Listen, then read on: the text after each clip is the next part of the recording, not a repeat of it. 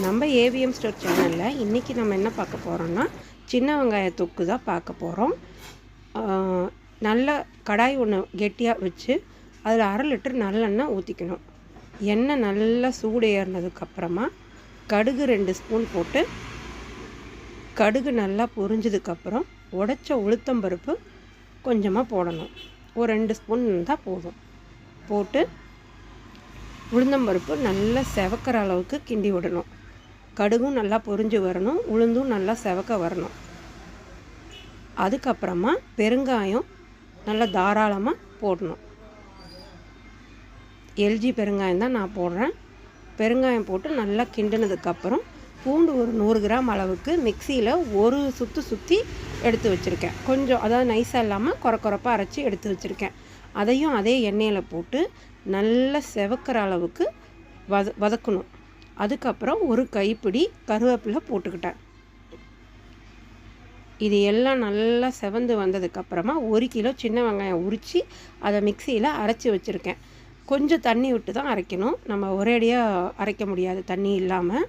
கொஞ்சம் கொஞ்சமாக ரொம்ப தண்ணியாக இல்லாமல் சும்மா ஒரு 1/4 டம்ளர் தண்ணி ஊற்றி கெட்டியாக அரைச்சி எடுத்துக்கணும். அந்த மாதிரி அரைச்சி எடுத்து வச்சுக்கிட்டேன். இப்போ எண்ணெயில் அந்த வெங்காயத்தையும் போட்டு நல்லா பாருங்கள், நான் போடும்போது நல்லா வெள்ளை இருந்தது. இப்போ பாருங்கள் நல்லா கலர் மாறிக்கிச்சு. அதாவது அந்த பச்சை வாசனை போகிற அளவுக்கு ஒரு 5 நிமிஷம் மூடி போட்டு நல்லா மூடி வதக்குனதுக்கப்புறமா 400 கிராம் புளி கரைசல் கரைச்சி எடுத்து வச்சுருக்கேன் கெட்டியாக.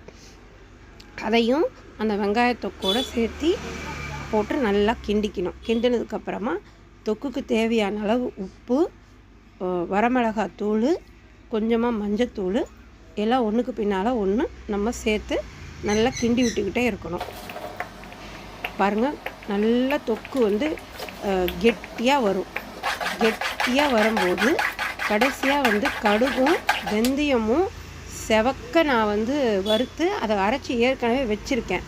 அது ஒரு 2 ஸ்பூன் போட்டு வெல்லம் கொஞ்சம் டேஸ்ட்டுக்காக போட்டு நல்லா இந்த மாதிரி சுண்டுனதுக்கப்புறம் நம்ம ஊற்றின எண்ணெய் பூரா பிரிஞ்சு மேலே வந்ததுக்கப்புறம் ஸ்டவ்வை ஆஃப் பண்ணி இறக்கி வச்சா சின்ன வெங்காயத்தொக்கு ரெடி ஆயிரும். இது நம்ம சேல்ஸ்க்காக பண்ணிகிட்ருக்கோம். நேற்று வந்து நம்ம வந்து வாழைப்பூ தொக்கு செஞ்சோம், அது தீந்துருச்சு. அடுத்தது இப்போ சின்ன வெங்காயத்தொக்கு செய்கிறோம். நாளைக்கு வாழைப்பூ தொக்கும் செய்வோம். இந்த மாதிரி தினமும் ஒரு தொக்கு செய்யலான்ட்டு இருக்கோம். உங்களுக்கு வேணுங்கிறவங்க வாட்ஸ்அப்பில் ஆர்டர் பண்ணி வாங்கிக்கலாம். இப்போ சாதத்தில் போட்டு எப்படி இருக்குன்னு சாப்பிட்டு பார்க்கலாம். இதுக்கு முக்கியமானதே நல்லெண்ணெயும் கடுகு வெந்தய பொடியும் தான். இந்த தொக்கு கெடாமல் இருக்கிறதுக்கு நம்ம மெயினாக சேர்க்க வேண்டிய பொருள். இது வந்து நீங்கள் நார்மலாக வச்சுக்கிட்டிங்கன்னா 1 மாதம் 1.5 மாதம் வரைக்கும் கெடாது. ஃப்ரிட்ஜில் வச்சுக்கிட்டிங்கன்னா 3 மாதம் வரைக்கும் கூட கெடாது.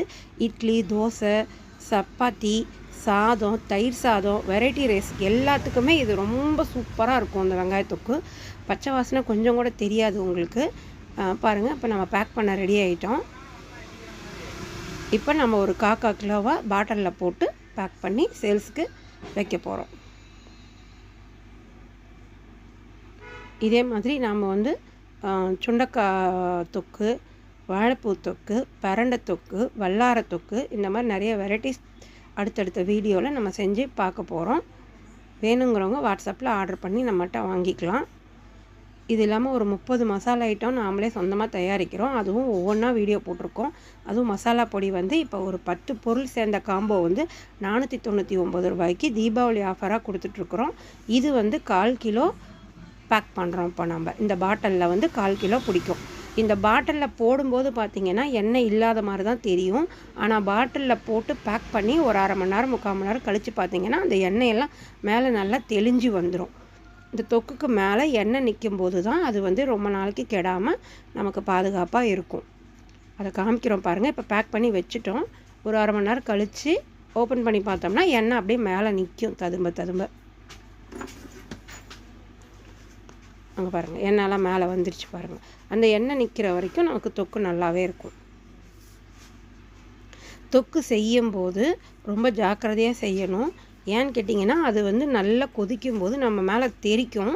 அப்போ வந்து நம்ம மேலே தெரிச்சதுன்னா நமக்கு அந்த சூடு தாங்க முடியாது நம்மளால்.